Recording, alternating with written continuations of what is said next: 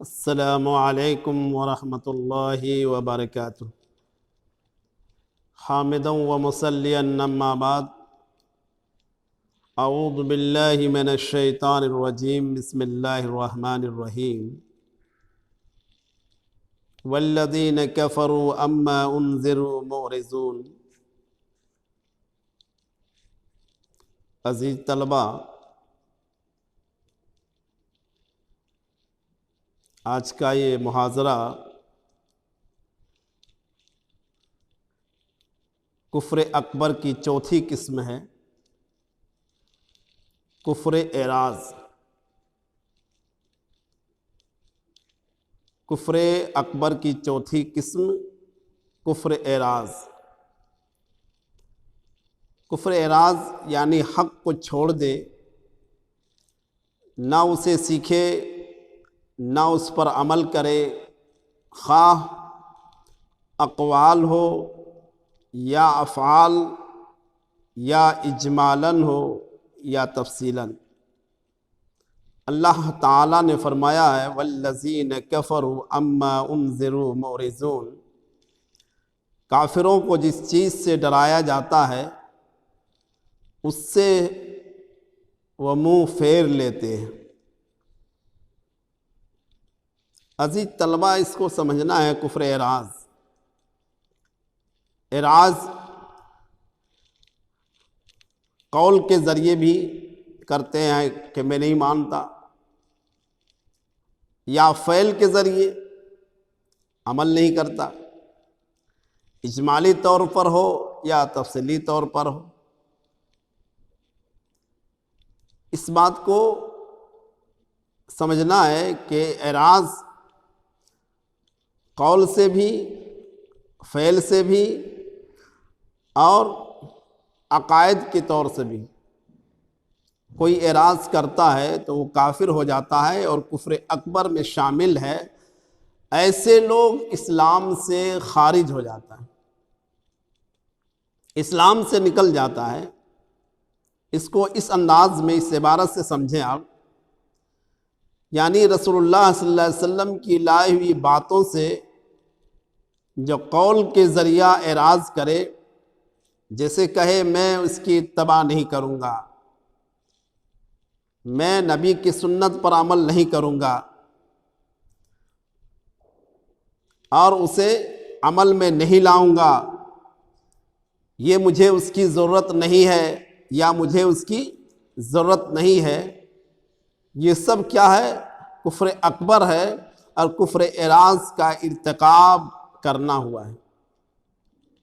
لہذا جو بھی شخص قول کے ذریعے کہے میں نہیں مانتا، میں اتباع نہیں کرتا، مجھے اس کی ضرورت نہیں ہے، میں کچھ اور بھی اپنے جانب سے عمل کر لوں گا، تو اس نے کفر اعراض کیا۔ یہ کفر اکبر ہے جو انسان کو دین سے، اسلام سے خارج کر دیتا ہے، اور وہ ہمیشہ ہمیش کے لیے بغیر توبہ کے اگر وہ مر گیا تو ہمیشہ ہمیش کے لیے وہ جہنم میں جائے گا، رہے گا۔ اسی لیے اللہ تعالیٰ نے قرآن عزیز سورۃ الاحقاف آیت نمبر 3 میں فرمایا والذین کفروا اما انذروا معرضون۔ اور کافروں کو جس چیز سے ڈرایا جاتا ہے، یعنی حساب و کتاب سے، حشر و نشر سے، قیامت کے دن سے، عذاب قبر سے، عذاب جہنم سے، میدان محشر کے حالات سے، ان ساری چیزوں سے وہ منہ پھیر لیتے ہیں، اعراض کرتے ہیں اور قبول نہیں کرتے، نہیں مانتے ہیں۔ کبھی تو زبان سے انکار کرتے ہیں اور کبھی اپنے فعل سے انکار کرتے ہیں۔ لہذا ایسے لوگ کفر اکبر میں شامل ہے اور وہ دین اسلام سے خارج ہو جاتے ہیں۔ عزیز طلبہ، آئیے کفر اکبر کی پانچویں قسم کفر نفاق ہے۔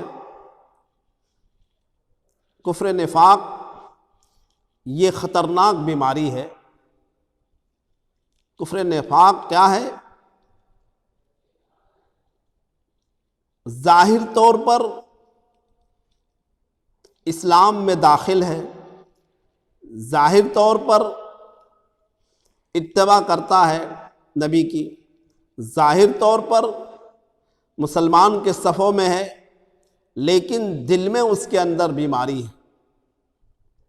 سورۃ البقرہ رکوع، دوسرے رکوع کے بعد اللہ رب العالمین نے منافقوں کا ذکر کیا ہے، جس میں فرمایا ہے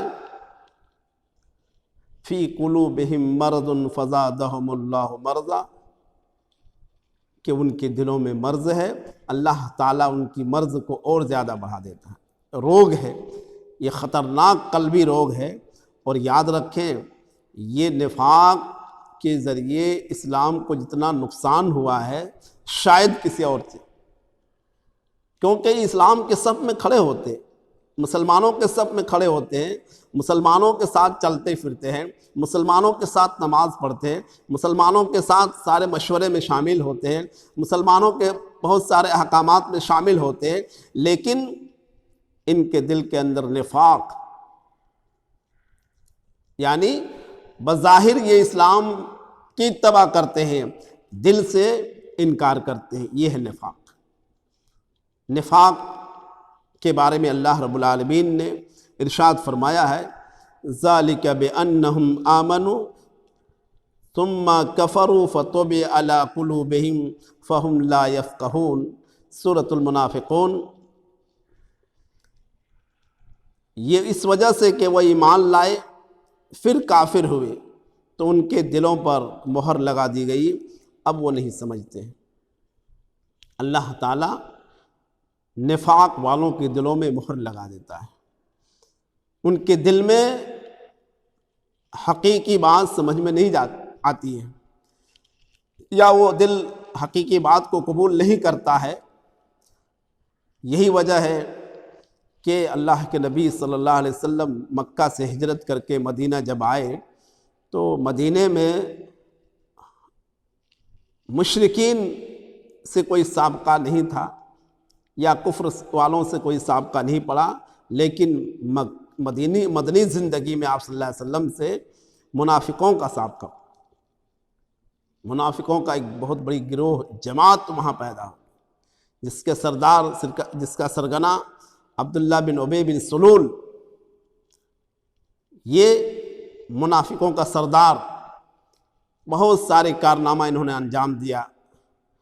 غزوہ احد کے موقع پر مسلمان اپنی جماعت کے ساتھ 1000 کی تعداد میں غزوہ احد، میدان احد کی طرف جا رہے تھے۔